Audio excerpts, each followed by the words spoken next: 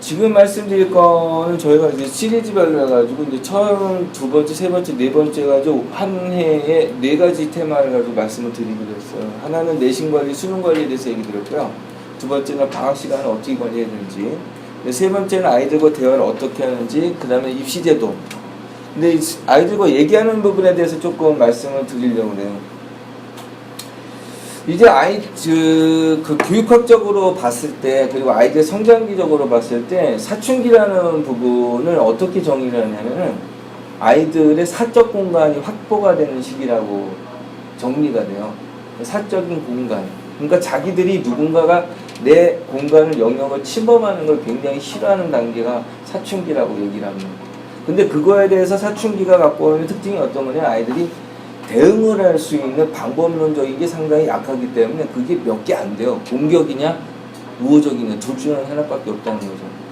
근데 이게 일반적으로 이제 공격적인 성향을 많이 갖게 될 수밖에 없는 상황이거든요. 왜냐하면은 아이들하고 대화를 하는 상황이 봤을 때 어머니하고 아들, 그리고 어머니하고 딸, 아버지하고 아들, 아버지하고 딸, 이 상황에서 서로가 너무 단절을 많이 하는 거예요. 그렇기 때문에 서로 공격을 할 수밖에 없겠죠. 그래서 제가 여기서 이제 말씀을 드리는 거는 한 단어, 두 단어로 하면은 이렇게 말씀드릴 수 있을 것 같아요. 미안하다, 사랑한다, 이렇게. 그러니까 이게 옛날에 드라마 있었죠. 왜 이렇게 얘기했냐면 제가 한번 예를 들어서 얘기를 좀 드리겠습니다. 제가 올해 여름 휴가 때 제주도를 갔어요. 제주도를 갔는데 이번엔 좀 아이하고 좀 얘기를 많이 하려고 올레길을 걸어가려고 했습니다. 그래서 올레길이라는 게 사실 갔는데 표지판도 많고 그래서 찾아가기도 좋고 이런 줄 알았거든요.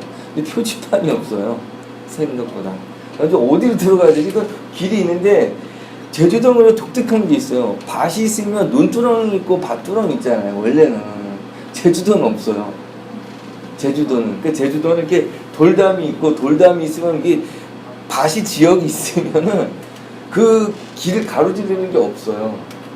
근데 길이 딱 한 길로 해서 그게 싹 지나가게 돼 있는 거예요. 근데 올레길을 걸어가자 그래서 아들하고 일단 진입을 했습니다. 진입을 했는데 잘못된 게 확실해요. 내가 길을 잘못 들은 거죠. 근데 저기 길이 보여요. 그런데 논두렁이 없으니까 밭을 좀 가로지르러 가자. 근데 이제 제주도라는 게 토양이 상당히 독특합니다. 이게 보들보들해요. 보들보들하고 거기를 이렇게 여자들이 대부분 일하잖아요. 그렇죠?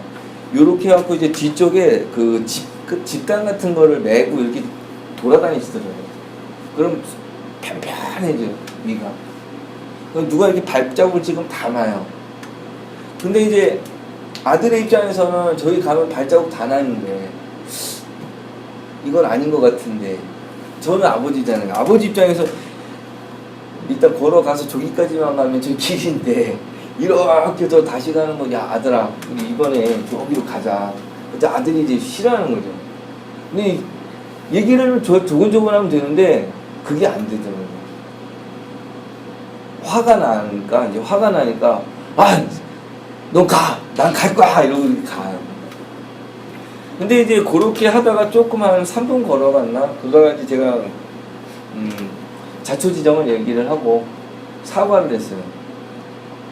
아빠가 좀 시간이 없는 것 같아갖고 너를 이쪽으로 데리고 가려고 아빠가 했는데 아빠는 고집 때문에 데리고 갔는데 아들이 그걸 따라주지 않으니까 되게 화가 났던 것 같다.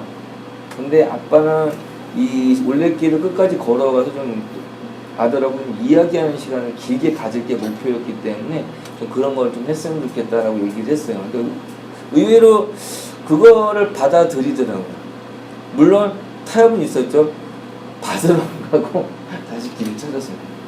근데 사과를 미리 하는 게 맞는 거거든요. 그래서 여기에 상황들 조금 생각을 해보면 올레길을 들어갔을 때 표지판이 없잖아요. 근데 우리가 아이들을 가르칠 때 표지판이 대부분 없어요. 들어갔을 때 밭이 있는데 논두렁밭두렁이 있어서 지름길들이 원래 존재를 하잖아요. 원래는. 그런데 실제로 그 제주도 상황이 교육 상황하고 비슷한 것 같아요. 가르치면서 지름길은 있을 수가 없더라고요. 아이들 상황에서 지름길은 존재하지 않는다는 거죠. 그런데 가르치는 사람은 어떤 생각이냐면 이쪽으로 저벅저벅 걸어 들어가면 지름길이 보일 것 같아라는 생각을 합니다. 근데 아이들이 봤을 때는 그게 길이 아니거든요. 분명히 남의 어떤 것을 침범해서 뭔가를 가는 상황이기 때문에 자기가 이해를 할 수 없는 상황인 거예요. 근데 그거를 저는 우기잖아요. 대부분 우기잖아요. 그죠? 그 다음에 타협을 하지 않습니다. 충돌이 생기는 거죠. 그 상황에서 아이들이 미안하다고 어머니 죄송하다고 이렇게 얘기하는 거는 사실 그냥 오래 살아야 되기 때문에 같이 있어야 되기 때문에 기계적으로 하는 미안함일 수도 있다는 얘기고.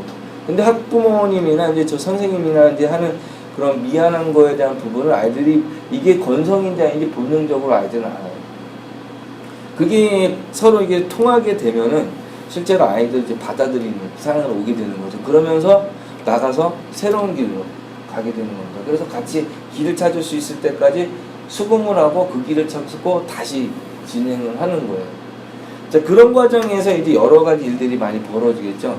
그래서 이제 그런 상황들을 말씀을 드리는 건데, 그러니까 너무나 잘 알아요. 이 길이 아닌데, 나도 알고, 쟤도 갔으면 좋겠는데, 못 가는데, 이런 거를 다 안다는 거죠. 그 상황에서, 과감하게 일단 미안하다고 하고, 사과를 하고, 그 상황에서 새로운 합의된 길을 갈 수 있도록 가면은 좀 괜찮지 않겠냐는 생각을 합니다. 그리고 이제 저희가 하는 일 중에서 하나가 저희가 이런 파일이 있는데 지금 이 파일이 많이 쌓여 있을 겁니다. 영선이도 쌓여 있고 수영이도 아마 지금 막 여러 개 있을 거예요. 이 나중에는 이제 추억이라고 이렇게 막 사진 찍어서 저한테 보내주기도 하고 그러는데 제가 이제 개인 시간표가 하나가 마련이 끝나면 여기다 이제 손편지 써갖고 갖다 보내주거든요. 그래서 이걸 편지라는 부분이 굉장히 괜찮다고 생각을 하는 게 감정을 조금 약화시킬 수 있는.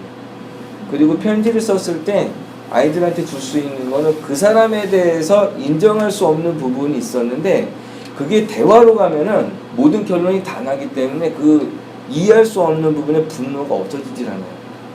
그런데 편지라는 부분은 모든 걸 다 쓸 수가 없기 때문에 아이들의 상상력 부분을 남겨주는.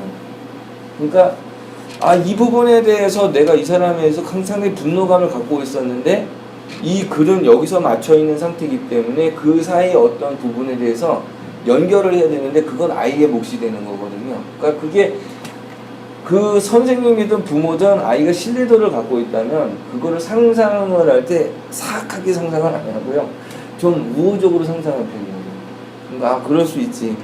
그래서 조금 더 기회를 줘봐야지. 뭐 이런 식으로 진행된다는 거죠. 그래서 사과를 하는 데 있어도 어떻게 보면 길지 않게 그리고 짧게 그리고 그 방법 자체가 사실은 어떻게 보면 편지가 더 나을 수도 있다라는 게 제 생각입니다. 그래서 제가 오늘 어머님들한테 좀 드릴 수 있는 팁 그리고 제가 여태까지 썼던 것들에서 하나가 이제 과감하게 사과를 해라.